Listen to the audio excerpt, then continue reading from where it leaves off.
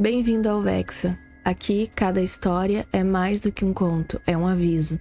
Vozes perdidas em estradas desertas, passos que ecoam em casas esquecidas.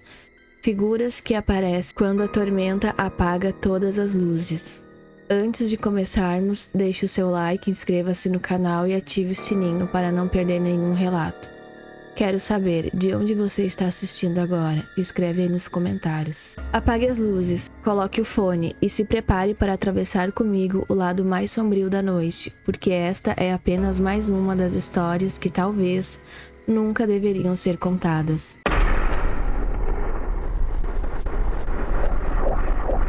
Meu nome é Marcelo e o que vou contar aconteceu há alguns anos numa viagem que eu fiz em busca de tranquilidade. A ideia era simples, pegar o carro e seguir sozinho até um vilarejo litorâneo no norte do Paraná, onde eu poderia me afastar da rotina pesada da cidade. Queria apenas estrada, silêncio e o barulho do mar como recompensa. Confesso que sempre gostei dessa sensação de liberdade que uma viagem solitária dá. Como se o mundo lá fora ficasse em pausa e só existisse eu e o caminho à frente. Naquele dia, saí no começo da tarde. Eu havia conferido o clima pelo celular e a previsão prometia um céu limpo. Nada que me preocupasse.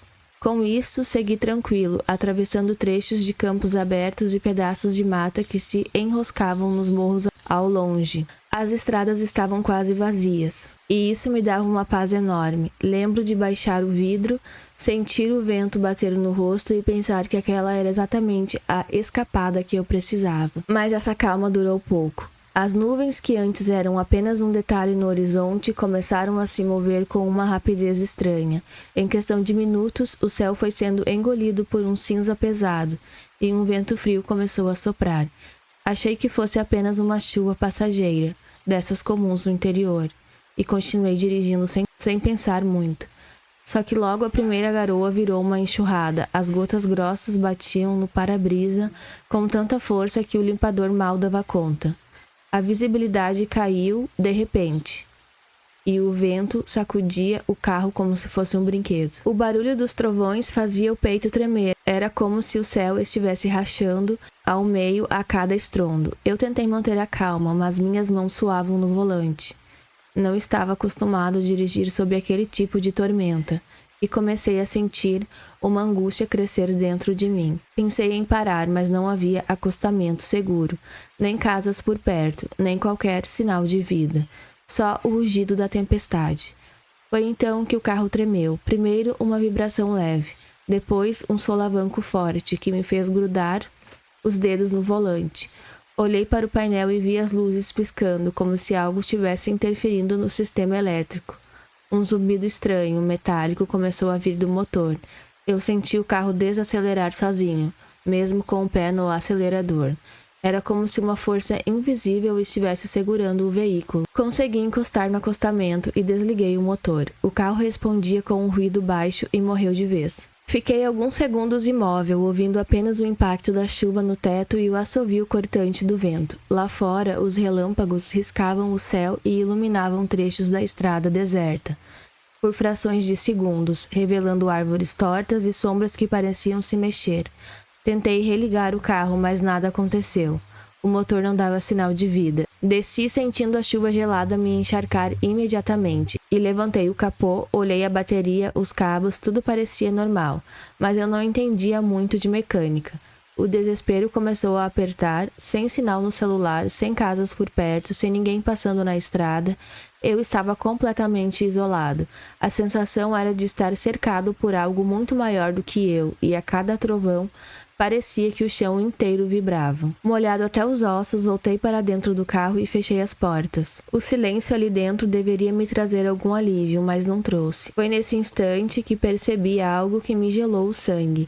Não havia outro som além da tormenta. Nenhum pássaro, nenhum coachar de sapo, nenhum ruído de grilo, nada.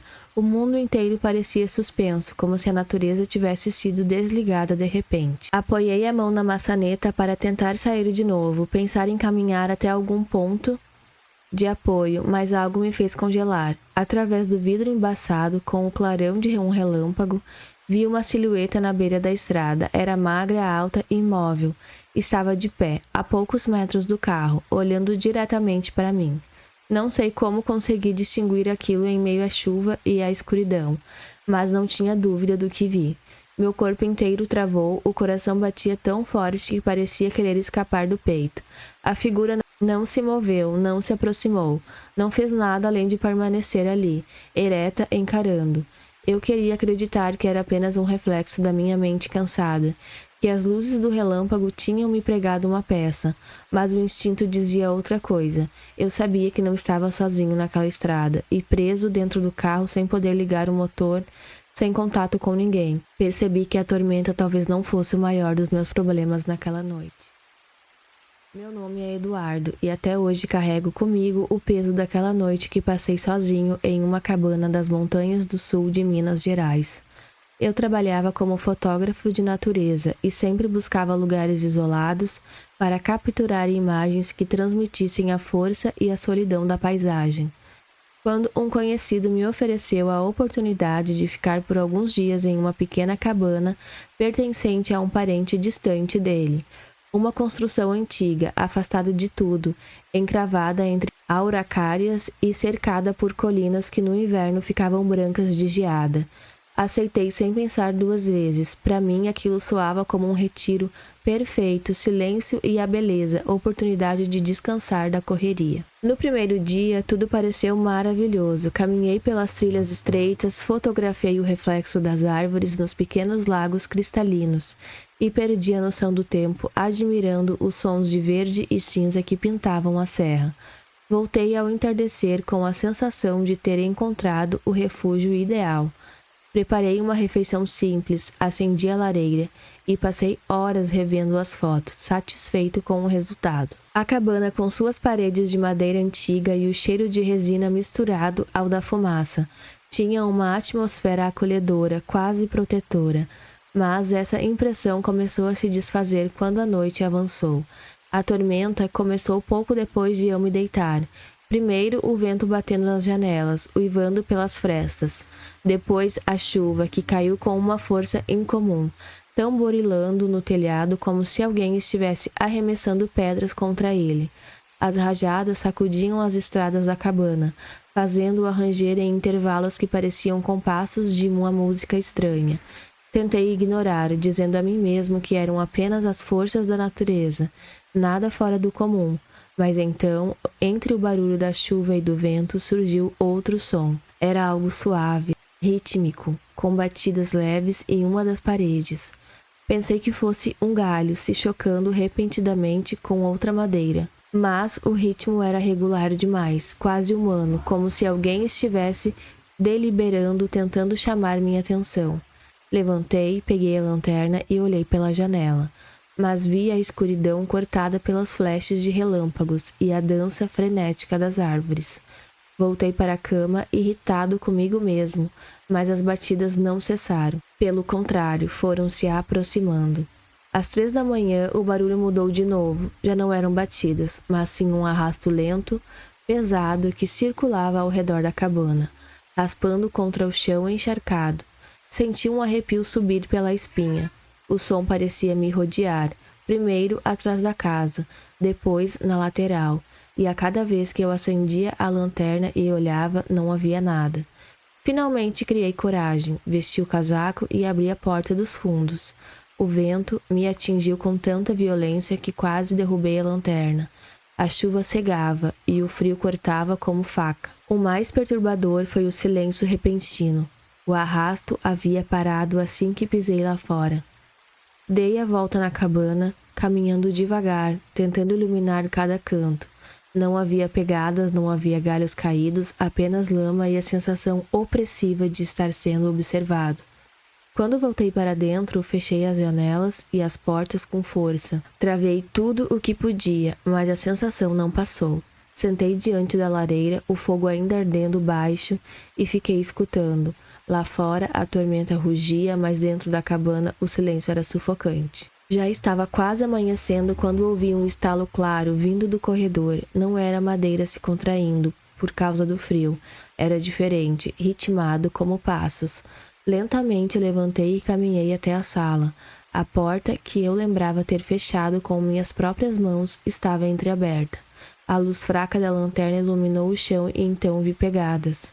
Pegadas de lama, com neve misturada, espalhadas pelo piso de madeira.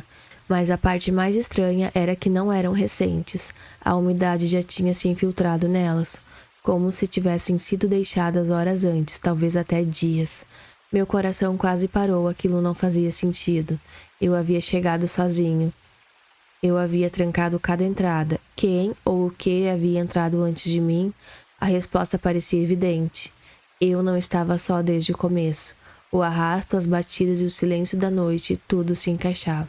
Não pensei duas vezes, abandonei minhas coisas, deixei a câmera, a comida, tudo. Corri para o carro e dirigi sob a tormenta, sem olhar para trás. Só quando já estava a muitos quilômetros dali, percebi que ainda tremia, que minhas mãos mal seguravam o volante. Nunca voltei àquela cabana, nunca tive coragem de perguntar a quem me emprestou a chave, se alguém mais vivia por lá, se havia alguma história escondida. Prefiro acreditar que foi o medo me pregando peças, mas até hoje, quando o vento bate forte nas janelas e a chuva cai pesada, sinto como se aquelas pegadas antigas estivessem frescas no chão da minha memória.